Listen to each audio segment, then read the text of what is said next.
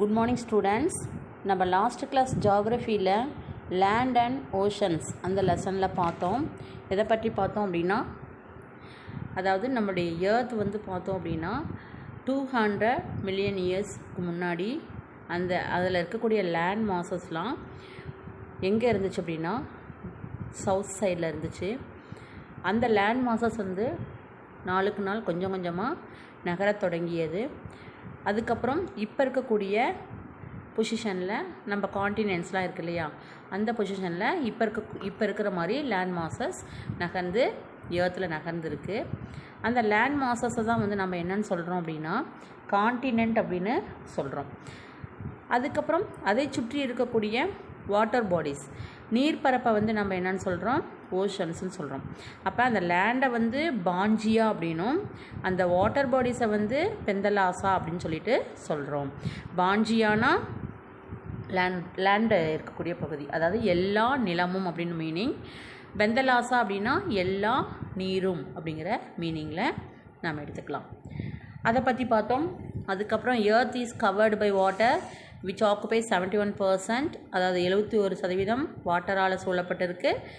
29% வந்து பார்த்தோம் அப்படின்னா லேண்ட் வந்து ஆக்குபை பண்ணியிருக்கு அப்படின்னு சொல்லிட்டு பார்த்தோம். அந்த லேண்டெல்லாம் வந்து நம்ம என்னென்னு சொல்கிறோம், எதால் ஆக்கப்பட்டது அப்படின்னா, இப்போ நாம் இருக்கக்கூடிய க்ரஸ்ட்டு தான் வந்து லேண்டுன்னு சொல்கிறோம். அதில் வந்து மவுண்டன்ஸ், உயரமான மவுண்டன்ஸ் இருக்குது. அதுக்கப்புறம் பிளாட்யூஸ் இருக்குது, பிளைன்ஸ் இருக்குது, இதெல்லாம் இருக்குது. இதனுடைய அடிப்படையில் வந்து பார்த்தோம் அப்படின்னா லேண்ட்ஃபார்ம்ஸை வந்து 3 வகையாக பிரிச்சுருக்காங்கன்னு பார்த்தோம். First order landform, second order landform, third order லேண்ட்ஃபார்ம்னு பிரிச்சுருக்காங்க. ஃபஸ்ட் ஆர்டர் லேண்ட்ஃபார்மில் எது அடங்கும் அப்படின்னா காண்டினென்ட்ஸும் ஓஷன்ஸும் அடங்கும். அதாவது 7 காண்டினென்ட்ஸும் 5 ஓஷன்ஸும். செகண்ட் ஆர்டர் லேண்ட்ஃபார்ம்ஸில் வந்து பார்த்தோம் அப்படின்னா மவுண்டைன்ஸு, பிளாட்யூஸு, பிளைன்ஸ் இதெல்லாம் அடங்கும். தேர்ட் ஆர்டர் லேண்ட்ஃபார்ம்ஸில் வந்து பார்த்தோம் அப்படின்னா வேலிஸ், பீச்சஸ், சாண்ட் டியூன்ஸ் இதெல்லாம் அடங்கும். இப்போ நாம் பார்க்க போகிறது ஃபஸ்ட் ஆர்டர் லேண்ட்ஃபார்ம்ஸ் பற்றி பார்க்கலாம். அதில் வந்து நம்ம ஃபஸ்ட் ஆர்டர் லேண்ட்ஃபார்ம்ஸ் அப்படின்னா எது சொன்னோம், காண்டினென்ட்ஸ் அண்டு ஓஷன்ஸ் பற்றி பார்க்கலாம். First order landforms, continent and oceans are grouped as first order landforms. கண்டங்களையும் பெருங்கடல்களையும் வந்து முதல் நிலை நிலத்தோற்றங்கள் அப்படின்னு சொல்லுவாங்க. The vast land masses on earth are called continents and huge water bodies are called oceans. மிகப்பெரிய நிலப்பரப்பை வந்து நம்ம என்னன்னு சொல்கிறோம் அப்படின்னா கண்டங்கள் அப்படின்னு சொல்கிறோம். அதே போல் பரந்த நீர்ப்பரப்பை வந்து ஓஷன்ஸ், பெருங்கடல்கள் அப்படின்னு சொல்கிறோம். இப்போ உலகில் வந்து பார்த்தோம் அப்படின்னா, இப்போ நம்மளுடைய பூமியில் வந்து பார்த்தோம் அப்படின்னா 7 காண்டினென்ட்ஸ் இருக்குது. அந்த 7 காண்டினென்ட்ஸ் எது அப்படின்னு சொல்லி பார்த்தோம் அப்படின்னா Asia, Africa, north America, south America, Antarctica, Europe and Australia, இது எல்லாமே வந்து 7 காண்டினென்ட்ஸ். இதுதான் நம்ம உலகத்தில் இருக்கக்கூடிய 7 கண்டங்கள். இந்த 7 கண்டங்கள் அப்படின்னு சொல்லி பார்த்தோம் அப்படின்னா ஃபஸ்ட்டு இருக்கக்கூடிய காண்டினென்ட் எதுனா Asia. Asia is the largest continent, அதாவது உலகிலேயே மிகப்பெரிய கண்டம் அப்படிங்கிறது எதுன்னு பார்த்தோம் அப்படின்னா ஆசியாவை சொல்லலாம். இது வந்து பார்த்தோம் அப்படின்னா பூமியினுடைய நார்தர்ன் ஹெமிஸ்பியரில் இருக்குது. நாம் வாழக்கூடிய இந்தியா வந்து பார்த்தோம் அப்படின்னா நம்ம இந்திய நாட்டில் இருக்கோம் இல்லையா, அந்த இந்தியாவும் வந்து எந்த காண்டினெண்ட்டை சேர்ந்தது அப்படின்னா ஏசியா காண்டினெண்ட்டை சேர்ந்தது. இதில் வந்து என்னென்ன இருக்குது அப்படின்னா கோபி அப்படிங்கிற ஒரு கோல்டு டெசர்ட், அதாவது குளிர் பாலைவனம் இருக்குது. இன்னொன்று வந்து உயரமான ஹிமாலயா மவுண்டைன்ஸ் வந்து இந்த ஏஷியாவில் தான் இருக்குது. இந்த ஹிமாலயா மவுண்டைன்ஸில் தான் த ஹையஸ்ட் பீக் இந்த வேர்ல்டு வந்து எது அப்படின்னா மவுண்ட் எவரெஸ்ட். இதுவும் இந்த ஹிமாலயா மவுண்டைன்ஸில் தான் இருக்குது. இதெல்லாம் ஏஷியா காண்டினென்ட்டில் இருக்கக்கூடிய சிறப்புகள். நெக்ஸ்ட் வந்து எது, ஆஃப்ரிக்கா. ஆஃப்ரிக்காவில் வந்து பார்த்தோம் அப்படின்னா செகண்ட் லார்ஜஸ்ட் காண்டினென்ட் அப்படின்னு சொல்லுவாங்க. இந்த காண்டினென்ட் வந்து பார்த்தோம் அப்படின்னா வட அரைக்கோளம், அதாவது நார்தர்ன் ஹெமிஸ்பியர், சதர்ன் ஹெமிஸ்பியர், ரெண்டுலேயும் பரவி காணப்படக்கூடியது எது அப்படின்னா இந்த ஆஃப்ரிக்கா காண்டினென்ட்டு. இது வந்து இந்த ஈக்வெட்டர், அதாவது 0 டிகிரி லேட்டிடியூட் தான் ஈக்வெட்டர்னு சொல்லுவாங்க. அந்த ஈக்வெட்டர் தான் வந்து இந்த காண்டினென்ட்டை 2ஆக பிரிக்குது. இதில் ஃபேமஸ் அப்படின்னு சொல்லி பார்த்தோம் அப்படின்னா வேர்ல்டுலேயே லாங்கஸ்ட் ரிவர் எதுனா நைல் ரிவர். அந்த நைல் ரிவர் வந்து இந்த கண்டத்தில் தான் ஓடுது. அது மட்டும் இல்லாமல் லார்ஜஸ்ட் டெசர்ட் எது அப்படின்னா சஹாரா டெசர்ட்டு. அந்த டெசர்ட்டும் எங்கே இருக்குது அப்படின்னா ஆஃப்ரிக்கா காண்டினென்ட்டில் இருக்குது. இது ரெண்டும் இதனுடைய சிறப்புகள். நெக்ஸ்ட் என்ன, நார்த் அமெரிக்கா. அதாவது அட்லாண்டிக், பசிபிக், ஆர்டிக் இந்த 3 ஓஷனால் சூழப்பட்ட காண்டினென்ட் எதுன்னா நார்த் அமெரிக்காவை நம்ம குறிப்பிடலாம். இதனுடைய மேற்கு பகுதியில் வந்து பார்த்தோம் அப்படின்னா ஒரு நீண்ட மலைத்தொடர் காணப்படுது. அந்த மலைத்தொடருக்கு என்ன பேர் அப்படின்னா ராக்கி மலைத்தொடர், ராக்கி மவுண்டைன்ஸ் அப்படின்னு பேர். நெக்ஸ்ட் இருக்கக்கூடியது வந்து சவுத் அமெரிக்கா காண்டினென்ட். சவுத் அமெரிக்காவில் வந்து பார்த்தோம் அப்படின்னா இது ஃபுல்லாக வந்து இந்த காண்டினென்ட் ஃபுல்லாக சதர்ன் ஹெமிஸ்பியரில் இருக்குது. இங்கே வந்து மிக நீளமான ஒரு மலைத்தொடர் இருக்குது. அந்த மலைத்தொடர் பேர் வந்து என்ன, ஆண்டஸ் மவுண்டைன். இந்த கட்டத்தில் தான் இருக்குது. அதே போல் மிக அகலமாக ஓடக்கூடிய ஒரு ஆறு, நீளமாக ஓடக்கூடிய ஆறு வந்து த நைல் ரிவர். அதாவது அகலமாக ஓடக்கூடிய ஆறு அப்படின்னு பார்த்தோம்னா அமேசான் ரிவர். அது வந்து எந்த காண்டினென்ட்டில் இருக்குன்னா சவுத் அமெரிக்காவில் இருக்குது. அடுத்தது அண்டார்டிகா. அண்டார்டிகா வந்து பார்த்தோம் அப்படின்னா ஃபுல்லாக சவுத் போலில் இருக்கக்கூடிய ஒரு காண்டினென்ட். இது ஃபுல்லாக வந்து பனி படர்ந்து காணப்படும். இது ரொம்ப குளிர்ந்த பகுதி. இங்கே வந்து பென்குயினு, சீல் அந்த பறவைகள்லாம் இருக்குது. அது மட்டும் இல்லாமல் ஆய்வு மேற்கொள்வதற்காக தக்ஷின் கங்கோத்ரி இப்போ வந்து பயன்பாட்டில் இல்லை. அப்புறம் மைத்ரேயி அப்படிங்கிற ஆய்வு குடியிருப்புகள் வந்து அங்கே இருக்குது. இங்கே வந்து ஆண்டு முழுவதும் விஞ்ஞானிகள், இந்திய விஞ்ஞானிகள் வந்து பலர் வந்து அங்கே தங்கியிருந்து ஆய்வு செய்துக்கிட்டு வராங்க. பாரதி அப்படிங்கிறது வந்து புதிய ஆய்வு குடியிருப்பு வந்து சமீபத்தில் நம்ம இந்திய நாடு வந்து அங்கே நிறுவியிருக்கு. அதாவது அண்டார்டிகாவில் நிறுவியிருக்கு. நெக்ஸ்ட் அடுத்த காண்டினென்ட் வந்து எது பார்த்தோம் அப்படின்னா யூரோப். ஆசியாவினுடைய மேற்கு பகுதியில் அமைஞ்சிருக்கக்கூடிய காண்டினென்ட் எதுன்னா யூரோப் சொல்லலாம். இதில் ஒரு மலைத்தொடர் காணப்படுகிறது. எது அப்படின்னா ஆல்ப்ஸ் மவுண்டைன் காணப்படுது. Next Australia. இருக்கிறதுலே வந்து ஸ்மாலஸ்ட் காண்டினென்ட் எது அப்படின்னு சொல்லி பார்த்தோம்னா ஆஸ்திரேலியாவை குறிப்பிடலாம். இந்த ஆஸ்திரேலியா வந்து 4 பக்கமும் கடலால் சூழப்பட்ட ஒரு தீவு கண்டம், ஐலாண்ட் காண்டினென்ட் அப்படின்னு சொல்லுவாங்க. இங்கே வந்து நியூசிலாந்து, பிஜு அப்படிங்கிற பல தீவுகள் வந்து காணப்படுகிறது. அது மட்டும் இல்லாமல் பாப்புவா நியூ கினியா இது மாதிரி தீவுகள், ஓசியானியா தீவுகள் அப்படின்னு சொல்லிட்டு இதெல்லாம் சேர்த்து ஓசியானியா தீவுகள் அப்படின்னு சொல்லிட்டு அழைக்கிறாங்க. இதில் ஃபேமஸ் அப்படின்னு சொல்லி பார்த்தோம்னா உலகிலேயே மிகப்பெரிய பவளப்பாறை, அதாவது கிரேட் பேரியர் ரீஃப் அப்படிங்கிற பேரியர் ரீஃப், உலகிலேயே மிகப்பெரிய பவளப்பாறை வந்து இந்த ஆஸ்திரேலியா கடற்கரையில் காணப்படுது. இதுதான் இதனுடைய புகழுக்கு வந்து ஆஸ்திரேலியா புகழுக்கு வந்து எது அப்படின்னா எடுத்துக்காட்டு இந்த கிரேட் பேரியர் ரீஃப் அப்படிங்கிறது பவளப்பாறை. ஓகே, இப்போ நம்ம ஒவ்வொரு காண்டினென்ட்டும் அந்த காண்டினென்ட்டில் இருக்கக்கூடிய ஸ்பெசிஃபிக்காக என்னென்ன வந்து ஃபேமஸாக இருக்குது அப்படின்னு சொல்லிட்டு நம்ம பார்த்தோம். அடுத்தது வந்து நம்ம பார்க்க போகிறது என்ன அப்படின்னா ocean. Apart from continents, there are 5 oceans located on the Earth's surface. They are the Pacific, Atlantic, Indian, Southern and Arctic Ocean. புவியில் வந்து எப்படி 7 காண்டினென்ட்ஸ் இருக்கோ, லேண்ட் மாசஸ் வந்து காண்டினென்ட் சொல்லுவோம். அந்த லேண்ட் மாசஸ் வந்து மொத்தம் 7 காண்டினெண்ட்டாக பிரிக்கப்பட்டிருக்கு. அதை பார்த்தோம். அடுத்தது வந்து 5 ஓஷன் இருக்குது. அந்த 5 ஓஷன் அப்படின்னு சொல்லி பார்த்தோம் அப்படின்னா பசிபிக் ஓஷன், அட்லாண்டிக் ஓஷன், அதுக்கப்புறம் இந்தியன் ஓஷன், அதுக்கப்புறம் Southern Ocean, Arctic Ocean. Southern ஓஷனை வந்து அண்டார்டிக் ஓஷன்னு சொல்லுவாங்க. இப்போ வந்து சதர்ன் ஓஷன் அப்படின்னு சொல்கிறாங்க. அதாவது தென் பெருங்கடல் அப்படின்னு சொல்கிறாங்க. Among these oceans, the Pacific Ocean is the largest and the Arctic Ocean is the smallest. இதில் வந்து பசிபிக் பெருங்கடல் தான் இருக்கிற பெருங்கடல்லையே மிக பெரியது. எது 5 பெருங்கடலில் மிக பெரியதுன்னு சொல்லி பார்த்தோம் அப்படின்னா பசிபிக் ஓஷனை நாம் குறிப்பிடலாம். அதே போல் இந்த 5ல் வந்து மிகச்சிறியது வந்து எது அப்படின்னா ஆர்டிக் ஓஷன் அப்படின்ட்டு குறிப்பிடலாம். அடுத்தது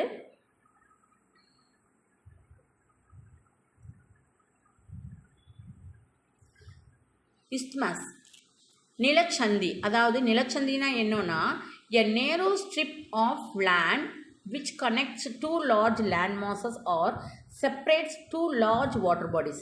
அதாவது 2 பெரிய நிலப்பரப்புகள் அதை வந்து இணைக்கக்கூடியது அல்லது 2 பெரிய நீர்ப்பரப்புகளை பிரிக்கக்கூடியதுக்கு தான் பேர் என்ன அப்படின்னா நிலச்சந்தி அப்படின்னு பேர், இஸ்த்மஸ் அப்படின்னு பேர். 2 பெரிய நீர்ப்பரப்புகளை வந்து இணைக்கக்கூடியதும் அல்லது 2 பெரிய 2 பெரிய நிலப்பரப்புகளை வந்து இணைக்கக்கூடியதும் 2 பெரிய நீர்ப்பரப்புகளை வந்து பிரிக்கக்கூடியதுமான மிக குறுகிய அந்த நிலப்பகுதியை தான் வந்து நம்ம என்னன்னு சொல்கிறோம் அப்படின்னா நிலச்சந்தி இஸ்மஸ் அப்படின்னு குறிப்பிடுறோம். அடுத்தது நம்ம வந்து என்ன பார்க்க போகிறோம் அப்படின்னா இரண்டாம் நிலை நிலத்தோற்றங்கள், செகண்ட் லேண்ட்ஃபார்ம்ஸு. ஃபர்ஸ்ட் ஆர்டர் லேண்ட்ஃபார்ம்ஸ் வந்து நம்ம என்னென்ன பார்த்தோம், கான்டினென்ட்ஸ் பற்றியும் ஓஷன்ஸ் பற்றியும் பார்த்தோம். அடுத்தது நம்ம இப்போ பார்க்க போகிறது வந்து என்ன அப்படின்னா second order landforms. Second order லேண்ட்ஃபார்ம்ஸ்னால் இரண்டாம் நிலை நிலத்தோற்றங்கள். இரண்டாம் நிலை நிலத்தோற்றங்கள்லாம் எது அடங்கும் அப்படின்னு சொல்லி பார்த்தோம்னா மவுண்டைன்ஸ், அதுக்கப்புறம் பிளாட்யூஸ், அதுக்கப்புறம் பிளைன்ஸ். இது மூணும் சேர்ந்தது தான் second order landforms. The second order landforms are categorized as mountains, plateaus and plains. அதாவது மலைகள், பீடபூமிகள், சமவெளிகள். இது மூணையும் வந்து செகண்ட் ஆர்டர் லேண்ட்ஃபார்ம்ஸ்னு சொல்லுவாங்க. இதில் நாம் இப்போ ஃபஸ்ட்டு பார்க்க போகிறது எது அப்படின்னா மவுண்டன்ஸ் பற்றி பார்க்கலாம்.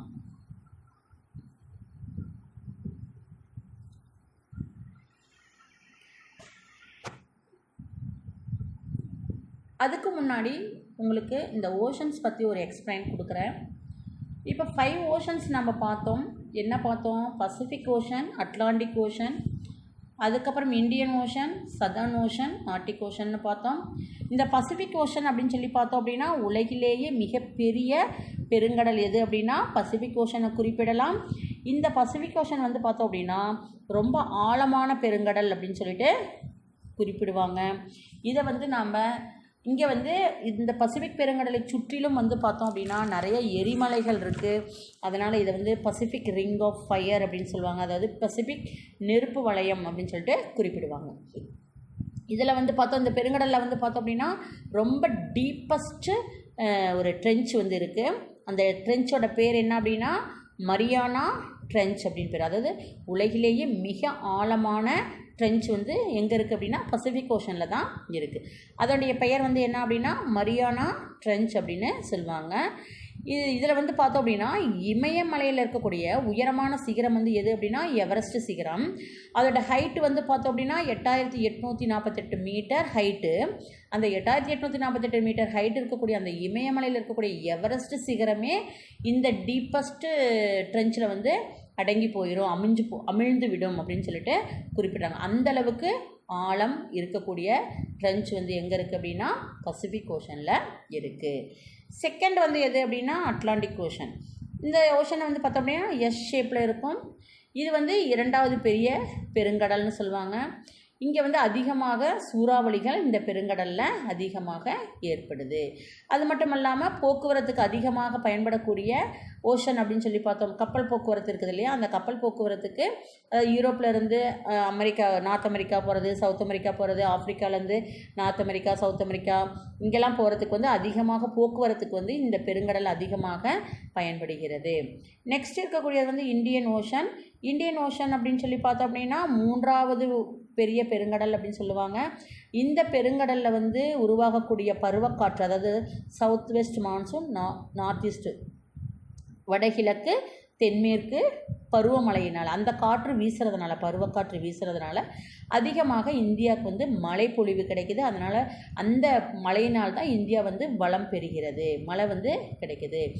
அடுத்தது வந்து பார்த்தோம் அப்படின்னா சதர்ன் ஓஷன். சதர்ன் ஓஷன் என்ன, அண்டார்டிக் ஓஷன் தான் வந்து சதர்ன் ஓஷன் சொல்லுவாங்க. இந்த ஓஷன் அப்படின்னு சொல்லி பார்த்தோம்னா அண்டார்டிகா காண்டினெண்ட்டை சுற்றி பறந்து காணப்படக்கூடிய அந்த ஓஷன் தான் சதர்ன் ஓஷன்னு சொல்கிறாங்க. இதை வந்து அண்டார்டிக் ஓஷன் அப்படின்னும் சொல்லுவாங்க. நெக்ஸ்ட் இருக்கக்கூடியது வந்து ஆர்டிக் ஓஷன். அதாவது நார்த் போலில் வட்ட வடிவில் பறந்து காணப்படக்கூடிய ஒரு ஓஷன் எது அப்படின்னு சொல்லி பார்த்தோம் அப்படின்னா ஆர்டிக் ஓஷன் அப்படின்னு சொல்லுவாங்க. அதாவது வட துருவ பகுதியில் அமைஞ்சிருக்கக்கூடிய மிகச்சிறிய பெருங்கடல் வந்து எது அப்படின்னா ஆர்டிக் ஓஷன். இங்கே வந்து அதிகமாக என்ன இருக்கும் அப்படின்னா கிளேசியர் வந்து இருக்கும். அதாவது பனி படர்ந்து பனிப்பாறைகள் மிகுந்து காணப்படும். இதுதான் உங்களுக்கு இந்த 5 ஓஷன்ஸை பற்றி ஒரு ஷார்ட்டாக உங்களுக்கு நான் சொல்லியிருக்கேன். அடுத்தது நம்ம பார்க்க போகிறது second order landform. Second order லேண்ட்ஃபார்ம்ஸ்னால் என்னன்னு சொன்னேன், மவுண்டைன்ஸ், பிளைன்ஸ், பிளாட்யூஸ். இதில் நம்ம மவுண்டைன்ஸ் பற்றி இப்போ பார்க்கலாம். The landform that rises 600 meter above its surroundings and has steep slopes is called a mountain. அதாவது சுற்றுப்புற இருக்கக்கூடிய அதாவது நிலப்பகுதியை காட்டிலும் 600 மீட்டருக்கும் அதிகமாக உயர்ந்து காணப்பட்டுச்சு அப்படின்னா அந்த நிலத்தோட்டத்தை வந்து நம்ம என்னன்னு சொல்கிறோம் அப்படின்னா மவுண்டைன் அப்படின்னு சொல்கிறோம். Mountains are found in isolation or in groups. இது வந்து மவுண்டைன்ஸ் பார்த்தோம் அப்படின்னா தனித்து இருக்கும், இல்லைனா தொடர்ந்து காணப்படும். தொடர்ச்சியாக இருந்துச்சுன்னா என்ன மலைத்தொடர் அப்படின்னு சொல்லுவாங்க, தனித்து இருந்துச்சுன்னா மலை அப்படின்னு சொல்லுவாங்க. If the mountains extend for a larger area continuously, it is called a mountain range.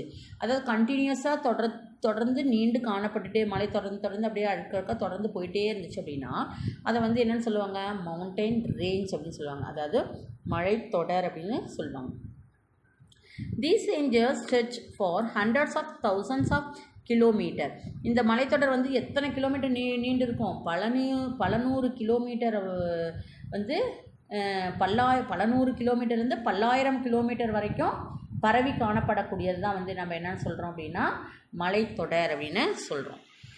The Himalayas of Asia, the Rocky Mountains of North America and the Andes of South America are such examples. அதாவது இதுக்கு example அப்படின்னு சொல்லி பார்த்தோம்னா ஏஷியாவில் இருக்கக்கூடிய ஹிமாலயா மவுண்டைனு, அதுக்கப்புறம் north அமெரிக்காவில் இருக்கக்கூடிய rakhi mountain, அதுக்கப்புறம் தென் அமெரிக்காவில் இருக்கக்கூடிய ஆண்டஸ் மவுண்டைன், இதெல்லாம் எக்ஸாம்பிளாக நாம் குறிப்பிடலாம். The Andes mountain in South America is the longest mountain range in the world. அதாவது லாங்கஸ்ட் நீளமான மலைத்தொடர், உயரமான மலைத்தொடர்னா ஹிமாலயா சொல்லலாம். நீளமான மலைத்தொடருக்கு எக்ஸாம்பிள் என்னன்னு சொல்லி பார்த்தோம்னா தென் அமெரிக்காவில் இருக்கக்கூடிய ஆண்டஸ் மலைத்தொடர் தான் வந்து மிகவும் நீளமான மலைத்தொடராக சொல்லலாம். அது வந்து 7,000 கிலோமீட்டர் வரைக்கும் நீளத்துக்கு வடக்கு தெற்காக பரவி காணப்படுகிறது. அதே போல் ஹிமாலயாஸை வந்து பார்த்தோம் அப்படின்னா மடிப்பு மலைகள் அப்படின்னு சொல்லலாம். The highest point of a mountain is known as peak. இந்த மலைத்தொடரில் வந்து ஒரு உயரமான பகுதியை வந்து என்னன்னு சொல்லுவாங்க அப்படின்னா பீக் அப்படின்னு சொல்லுவாங்க, அதாவது சிகரம் அப்படின்னு சொல்லுவாங்க. Mount Everest is the highest peak 8,848 metre in the world. Which country is Mount Everest located in? இப்போ வந்து பார்த்தோம் அப்படின்னா இந்த மவுண்ட் எவரெஸ்ட் வந்து 8,848 மீட்டர் ஹைட்டில் ஹிமாலயா மலைத்தொடரில் இருக்குது. இந்த மவுண்ட் எவரெஸ்ட் வந்து எந்த நாட்டில் அமைஞ்சிருக்கு அப்படின்னா நேபாள நாட்டில் வந்து இந்த மலைத்தொடர் அமைஞ்சிருக்கு. அதாவது நம்ம நாட்டில் வந்து காஷ்மீரில் இருந்து அப்படியே வில் வடிவத்தில் வந்து எது வரைக்கும் பரவி காணப்படுகிறதுனா அருணாச்சல பிரதேஷ் வரைக்கும் இந்த இமயமலைத்தொடர் பரவி காணப்படுகிறது. இந்த மவுண்ட் எவரெஸ்ட் வந்து பார்த்தோம் அப்படின்னா நிறைய சிகரங்கள் வந்து இமயமலையில் இருக்குது. இருந்த போதிலும் வேர்ல்டுலேயே வந்து பெரிய பீக் அப்படின்னு சொல்லி பார்த்தோம் அப்படின்னா மவுண்ட் எவரெஸ்ட் சிகரம் அப்படின்னு பார்த்தோம்னா மவுண்ட் எவரெஸ்ட்டை குறிப்பிடலாம். இது வந்து நேபாளத்தில் இருக்குது. அடுத்தது இந்த மவுண்டன்ஸ்லாம் பார்த்தோம் அப்படின்னா mountains are the sources of rivers. They provide shelter to flora and fauna. Here tourism is an important activity. During summer people go to mountain regions to enjoy the freezing cool weather. Udakamandalam, Kodaikanal, Kolli Hills, Yerkod and Yelagiri are some of the hill stations found in Tamil Nadu. இப்போ வந்து இந்த மவுண்டைன்ஸை வந்து பார்த்தோம் அப்படின்னா ஆறுகள் வந்து உற்பத்தியாகக்கூடிய இடமாக இருக்குது. அது மட்டும் இல்லாமல் பல வகையான தாவரங்கள், விலங்கினங்கள் இதெல்லாம் வாழ்வதற்கு ஏற்ற இடமாக இருக்குது. அது மட்டும் இல்லாமல் சுற்றுலாத்தலமாகவும் இருக்குது. அதாவது நல்லா கோடை காலத்தில் வந்து என்ன பண்ணுவாங்க, நிறைய பேர் அங்கே போய் அந்த கூலிங்கான ஏரியாவில் இருந்துட்டு வருவாங்க, ஜாலியாக பொழுதுபோக்கிட்டு வருவாங்க. அந்த சுற்றுலாத்தலமாக இருக்குது. அது மட்டும் இல்லாமல் கோடை வாழிடங்களாகவும் இருக்குது. இதுக்கு எக்ஸாம்பிள் அப்படின்னு சொல்லி பார்த்தோம் அப்படின்னா உதகமண்டலம், கொடைக்கானல், கொல்லிமலை, ஏற்காடு அண்டு ஏலகிரி இதெல்லாம் வந்து கோடை வாழிடங்களுக்கு, தமிழ்நாட்டில் இருக்கக்கூடிய கோடை வாழிடங்களுக்கு எக்ஸாம்பிள். ஓகே, இந்த கிளாஸ் வந்து இன்னையோட முடிஞ்சுது. நம்ம நெக்ஸ்ட் கிளாஸில் வந்து எதை பற்றியெல்லாம் பார்க்க போகிறோம் அப்படின்னா பீடபூமிகள், அதாவது பிளாட்யூஸு, பிளைன்ஸு இதை பற்றியெல்லாம் நம்ம நெக்ஸ்ட் கிளாஸில் பார்க்கலாம். Thank you students.